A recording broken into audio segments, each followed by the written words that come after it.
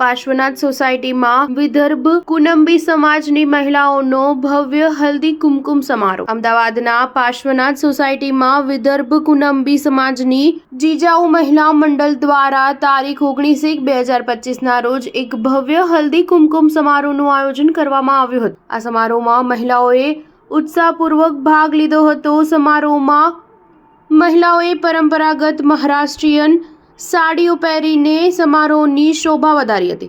હલ્દી કુમકુમના વિધિઓ સાથે સમારોહમાં સાંસ્કૃતિક કાર્યક્રમોનું પણ આયોજન કરવામાં આવ્યું હતું। મહિલાઓએ લોકગીતો અને નૃત્યો રજૂ કરીને સૌને મંત્રમુગ્ધ કર્યા હતા।